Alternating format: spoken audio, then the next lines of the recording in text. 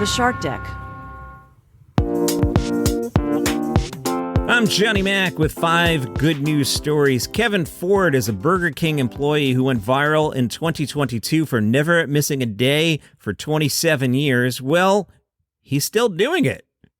Hasn't missed a day. He told Today, "People don't realize what I was going through when all this happened to me." He said he was in the middle of separating from his wife and we're divorced now, but I was devastated for my whole life. I was either with my wife or kids, so this is the first time I was ever alone. Then the story about him never missing a day went viral. The viral video led his daughter, Serena, to start a GoFundMe so that Ford could travel to see his grandkids. She set a simple goal of $200, but the story inspired thousands of people around the world to donate. The GoFundMe got over $250,000. Actor David Spade became one of the top donors, giving Ford $5,000. Many others donated $27. He still hasn't missed a day.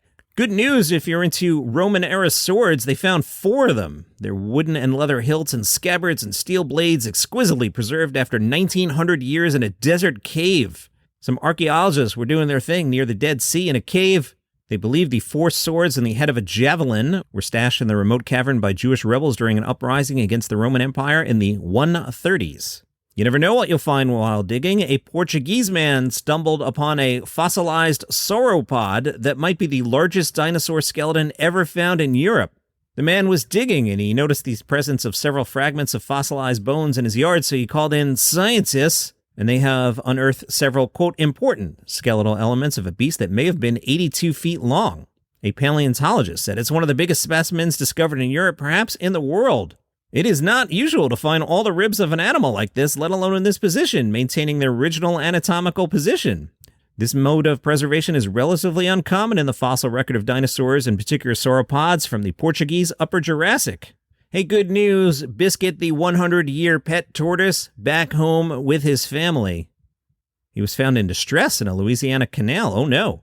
According to a Facebook post from the locals, animal control officers worked with the sheriff's office to retrieve Biscuit from the canal. He was loaded on a truck and taken to Kara's house, an animal shelter. Kara's house posted pictures of Biscuit being reunited with his family on the same day that he was found. That's great.